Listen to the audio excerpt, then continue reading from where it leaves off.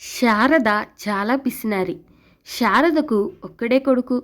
అతని పేరు సూర్య. సూర్య పట్నంలో చదువు పూర్తి చేసి ఉద్యోగం చేస్తున్నాడు. ఒకరోజు శారద కొడుకు సూర్యకు వివాహం చేయాలని అనుకుంది. పంతులు గారిని పిలిచి ఇలా మాట్లాడుతుంది. పంతులు గారు, మా అబ్బాయికి పెళ్లి చేయాలనుకుంటున్నాం. మంచి సంబంధం ఏదైనా చూడండి. మంచిదమ్మా. మీకు సరిపోయే కోడలు, మీ అబ్బాయికి సరిపడా భార్యని నేను వెతికి పెడతానమ్మా. తమరి మాటే ఆలస్యం. ఓ, అవునా పంతులు గారు? అయితే సరే, మీరు చెప్తున్నారు కాబట్టి అది మంచి సంబంధమే అయి ఉంటుంది.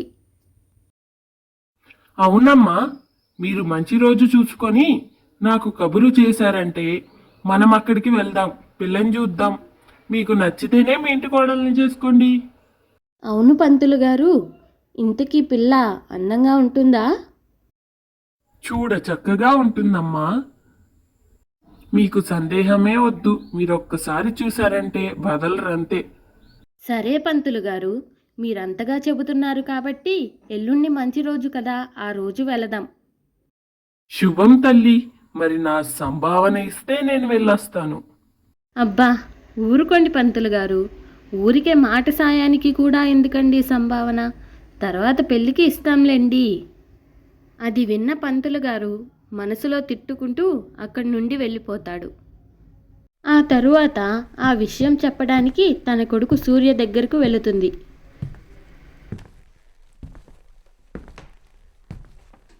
సూర్య, నీకు పెళ్లి వయసు వచ్చింది.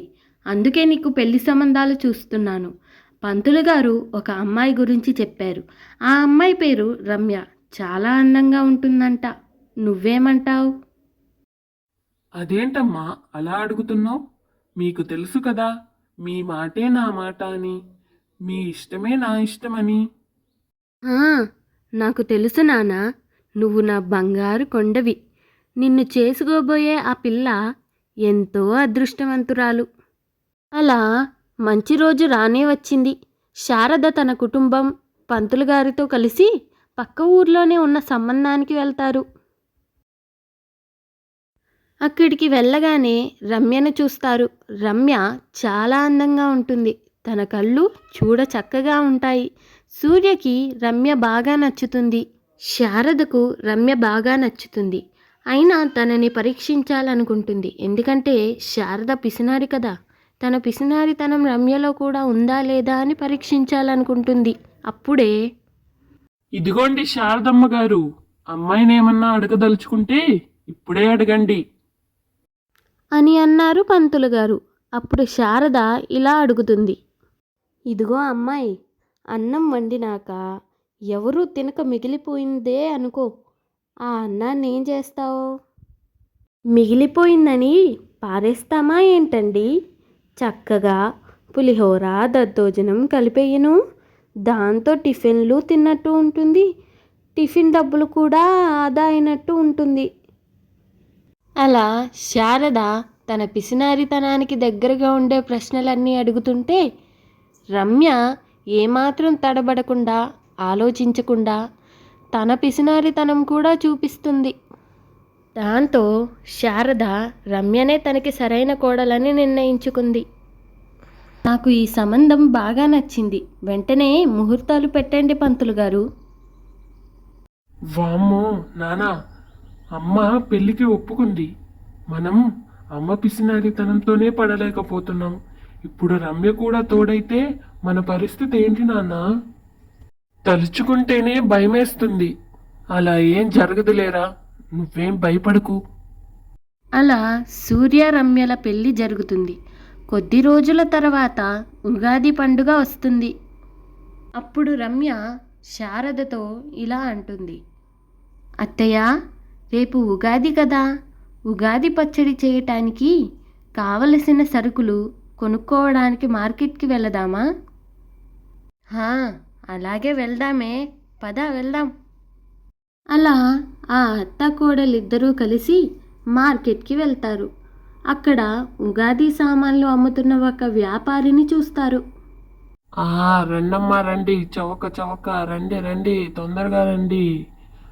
ఆలోచించని ఆశాబంధం, రండి రండి. ఉగాది సామాన్లన్నీ ఒక సెట్లోనే వస్తున్నాయి, రండి రండి. చవక చవక. ఏమయ్యా చవక చవక అంటున్నావు? ఎంతకిస్తావేంటి? ఎంత కొంటే అంత ఇస్తామమ్మా. అబ్బా అది కాదయ్యా, ఈ ఉగాది సెట్టు ఎంతకిస్తావు? ఈ సెట్టు మొత్తం 300 ఏంటి 300 ఎందుకయ్యా? 50 రూపాయలకివ్వు. ఏందమ్మా, 50 రూపాయలకి ఇవ్వాలా? అసలు కొనే మొక్కలేనా మీవి? ఎర్రటి ఎండలో నిలబడి అమ్మడం అంటే అంత తేలికనుకున్నావా?